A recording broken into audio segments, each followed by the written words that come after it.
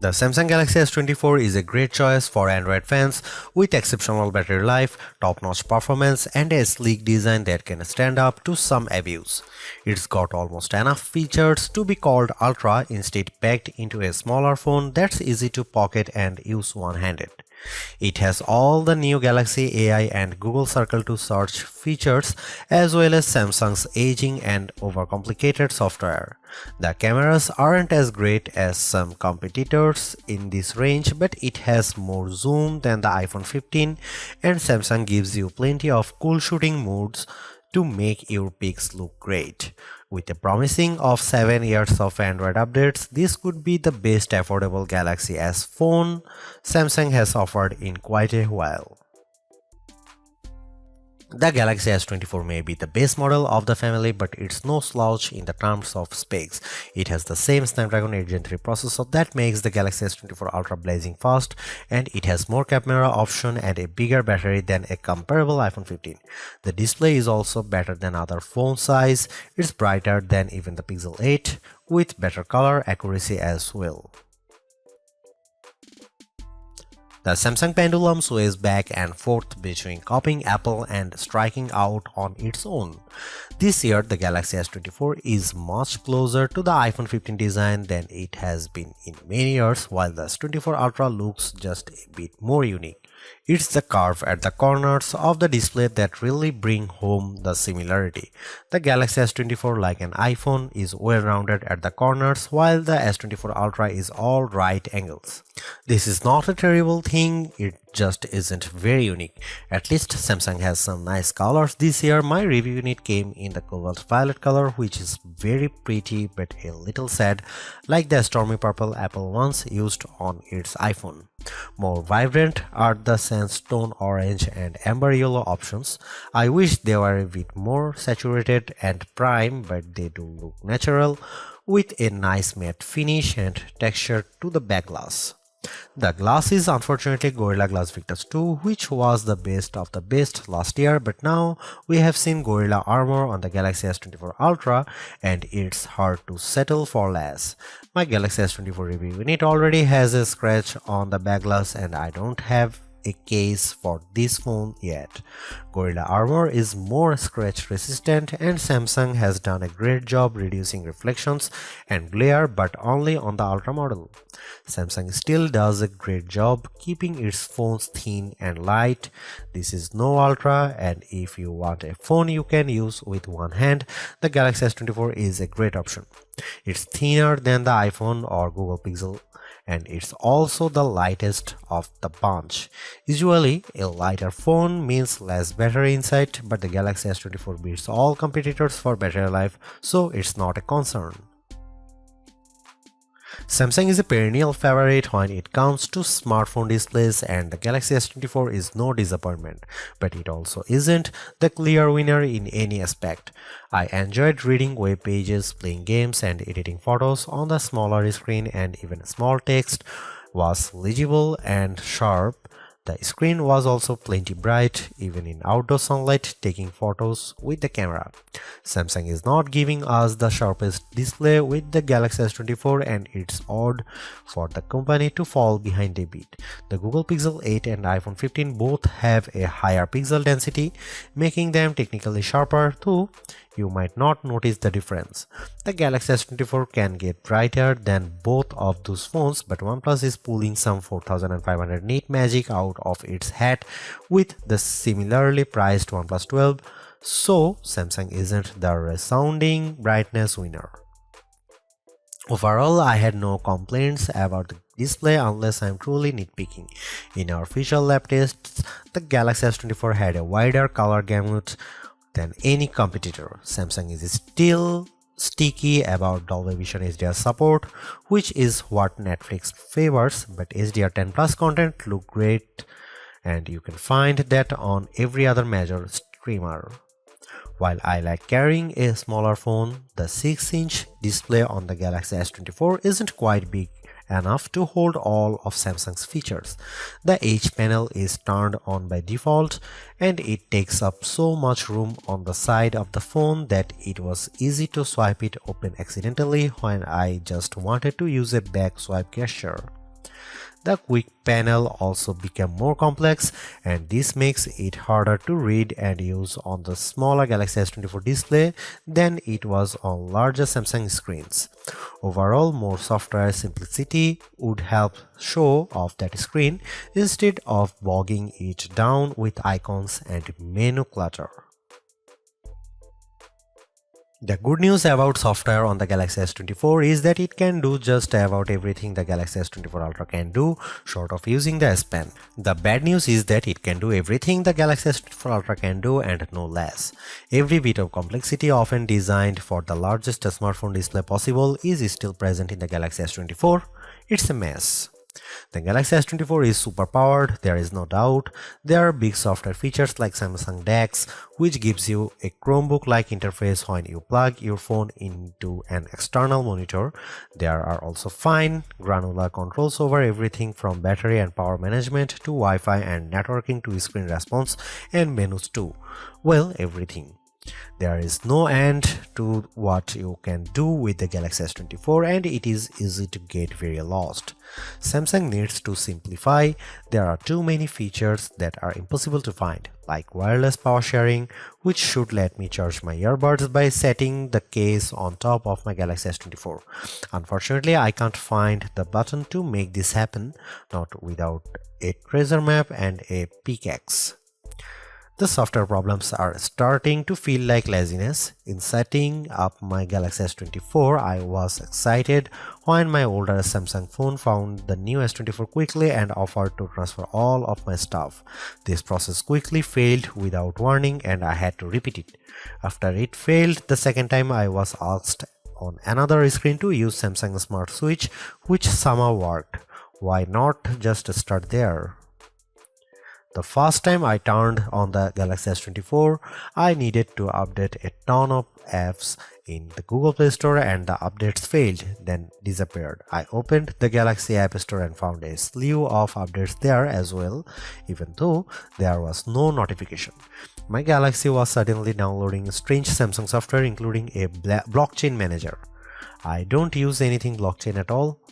Then there are all the apps. There are too many apps from Samsung, too many apps from Google, and somehow even Microsoft gets its own folder. On a Samsung phone running a Google operating system? Good job, Microsoft. I hope it got what it paid for. All of this just feels lazy or cynical or both.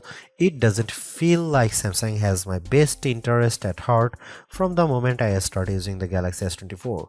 It feels like the software is pushing me to do more, to buy more and use more. I just want simplicity. I just want it to work. Sure, the Galaxy S24 Ultra is our top camera phone, but that doesn't mean the Galaxy S24 is a slouch. Most of the great work Samsung has done improving its image processing carries through here. Photos I shot with the Galaxy S24 look better, more natural than photos taken with either the Galaxy S23 or my iPhone 15. You also get a real zoom lens with the Galaxy S24 and it helps a great deal. Having a real 3x zoom brings you closer to the field on the stage, even if the zoom lens is paired to a awfully small sensor that produces images with more noise and blur than I'd like. No matter, neither the Pixel 8 nor the iPhone 15 has optical zoom around back, and real zoom is always better than digital zoom, all things being equal. You might occasionally get better shots from the main camera on the iPhone 15 and the Google Pixel 8 does a better job with low light images, but the Samsung Galaxy S24 is much more versatile. I actually find Samsung's different camera modes like the food mode or the dual camera video recording mode to be fun and useful. My baked goods look detectable when I shoot them with the Galaxy, and the dual camera's video is great for reaction shots with my kiddo. Samsung also brings a bunch of AI tricks into the camera, both in the camera app and Samsung's image gallery. I wish there weren't two photo apps including Google Photos, but here we are. Unlike the Pixel, which gives you AI editing in Google Photos, Samsung keeps its magic editor software in the gallery. With Magic Editor, you can resize an object in your photo and move it around. You can erase the background entirely and replace it with something new. The phone will use AI to figure out what's happening in the foreground and match the new background appropriately. There is also a tool that adds more background to an image if you rotate it and end up with blank space. In practice, these are surprisingly useful. I like erasing spectators in the way when I am trying to see my kid on the field. The generative AI did a nice job without a heavy hand, and the results usually looked natural enough. I hope Samsung doesn't go too much further into creating fake imagery, but the Galaxy S24 will affix a watermark to images that have been edited using AI. Here you can see some camera samples.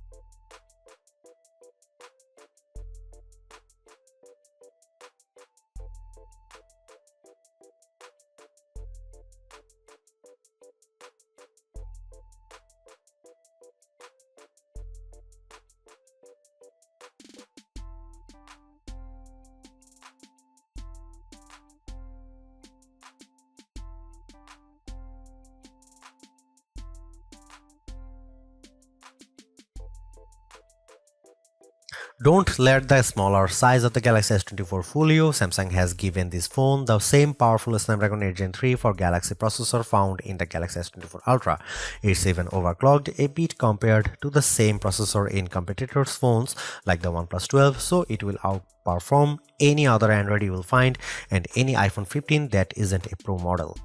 What can you do with that performance? You can play games like Call of Duty Mobile at the highest settings and still hit 60 FPS. You can run Adobe Lightroom and watch your photo edits happens in real time as you move the sliders. You can run Samsung DeX and open multiple windows on your monitor simultaneously. There's a ton of power packed into this phone. The only time I saw a real delay was when I used the new Google and Galaxy AI features. Holding down the home button to activate Google Circle to search took a few moments. In fact, I wasn't sure the feature was actually working at first because I wasn't patient enough waiting for it to start. Using Samsung's Galaxy AI features caused a similar delay. When I asked the keyboard to rewrite my text messages, there was a long pause. When I recorded a speech using the voice recorder, it could not transcribe on the fly like my Pixel 8 can, and there was a longer delay when I asked for a summary. It's too bad that Samsung has a performance leader that can beat a comparable iPhone, but the new AI features are the only thing that slows it down. It's unclear if this will get any faster with software updates, as the AI features are a mix of cloud services and on-device processing. There are bottlenecks with both. The Galaxy S24 Ultra technically outperformed the Galaxy S24, likely due to the extra RAM on board. The Galaxy S24 only ships with 8GB of RAM installed, while the S24 Ultra comes with 12GB. In practice, it was hard to see a differences unless I held the phones side by side, and then I noticed the Galaxy S24 Ultra finishing some tasks just a bit faster. The Galaxy S24 was still able to open multiple apps at once and handle gaming at the highest graphics levels, so I had no complaints about its performance. The Galaxy S24 has a battery that is only slightly larger than last year's Galaxy S23, but battery life has seen a significant improvement, giving me hours more active screen time and lasting a full day with little trouble. On a normal day of use, the Galaxy S24 lasted until bedtime with no trouble. On a day of heavy gaming and photography, I still lasted the evening with a quick top-up while I was making dinner. I wish the Galaxy S24 would charge faster as things haven't improved since last year. I was able to get the battery to just over 50% in 30 minutes just like with my iPhone 15. The Pixel 8 charges a bit faster, but cool phones like the OnePlus 12 can charge at extreme speeds and fill the battery completely in a half hour. There are plenty of adaptive modes to help you save battery life, but good luck finding them in Samsung's terrible settings menu. You can just trust that the phone will do a good job like I did and occasionally turn on power saving from the quick settings panel, which will work nicely. Even though the Galaxy S24 is the baby of the S24 lineup, it is still packed with power. If the larger sizes of the S24 Plus and S24 Ultra don't appeal to you, but you don't want to miss out on the latest and greatest that Samsung has to offer, then the S24 is still a good buy. Galaxy AI is one of the big selling points of the entire lineup, and though I wouldn't quite say it's the reason to upgrade, some of the AI features do come in handy. I am mostly referring to Circle to Search and the generative photo editing tools, but the live translate and interpreter features will also be handy in a specific situation. And while the camera hardware hasn't changed, the software behind the image processing has definitely been fine-tuned. It's better now, in my opinion, with less burned into your retinas, vividness, and more realistic hues. There is also a lot to like about the new Snapdragon 8 Gen 3 for Galaxy chip, especially power efficiency. Even though the S24 only has a 4000 mAh cell, it has great battery life, all things considered. Plus, the performance with Android 14 and One UI 6.1 is fast, snappy, and responsive enough for pretty much anything you throw at it. If you are due for an upgrade this year, the Galaxy S24 is a good phone on your shopping list. It's not a must-have upgrade if you already have a Galaxy S23, but if you are upgrading from an older model, there is a lot to like here. Thanks for watching, see you in the next one.